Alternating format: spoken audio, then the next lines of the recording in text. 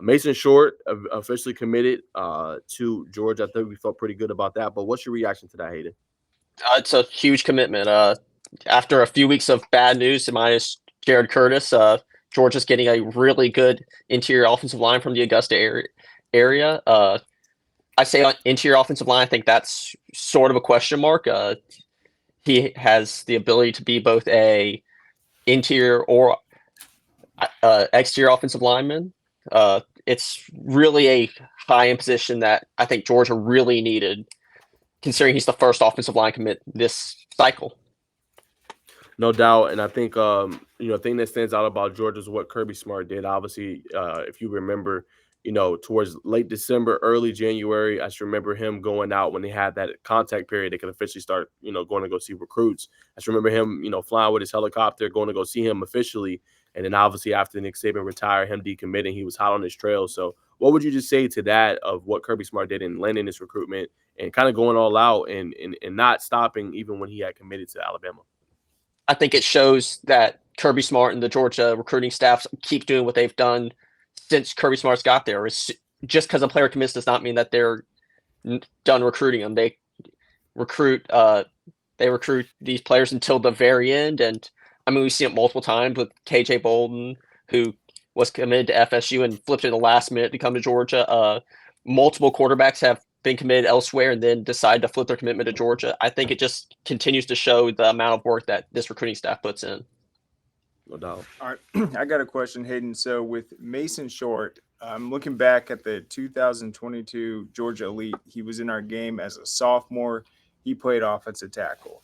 Early at Evans, I feel like when you're the best offensive lineman, it's more valuable to have you kind of as the anchor on the edge, make sure no one's trying to get past you, busting up the plays. But don't you think that at the next level, he probably does project to be that interior lineman, that power blocker? He's great in the shot put. He's absolutely massive, but I think I like him more at the guard position. I definitely like him more at the guard position. The only question mark is that Georgia's played multiple players that at the next level are guards like Jamari Salyer their entire career as tackles. So, I mean, I think he's a much better interior lineman if you're for pass pro, but for if you're looking to dominate in the run game, it may help to put him at offensive tackle at times. That's a fair point because I was coming at it from the perspective of the only reason he was playing tackle in high school was because that's where the team needed him. But I felt like just with his power, it's like he's a solid wall in that middle of the interior. But no, it's a great point. Run games are evolving, and he could definitely contribute at both. So that'll be interesting. But I mean, he's definitely a guy that I see an immediate Power Five starter. I completely agree. I mean, he's 6'5.5". He weighs 305, but all of that weight's good weight.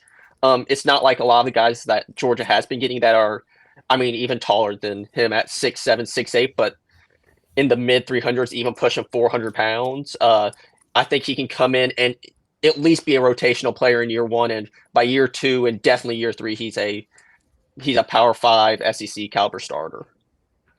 And have you gotten an opportunity to just see any of his film? Because I mean,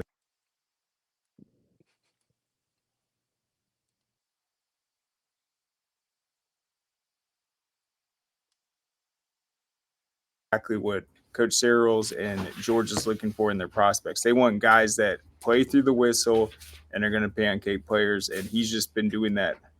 It seems like for the last 5 years, but he'll be a senior now. Uh, yeah, I've watched a good bit of his film.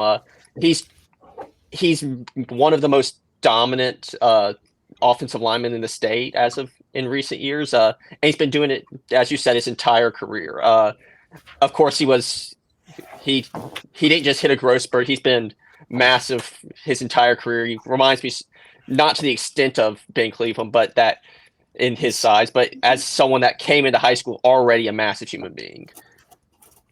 That is such a great comparison. And what do you think that's like though when you are the biggest player on the field pretty much every game? I mean, the confidence that this kid has, just being that big early in his career, being out on the field, having always just had that physical dominance, how ready do you think he'll be to get up there and actually go toe to toe with some other obviously incredible linemen? I think he's pretty ready and pretty polished for a high school offensive lineman.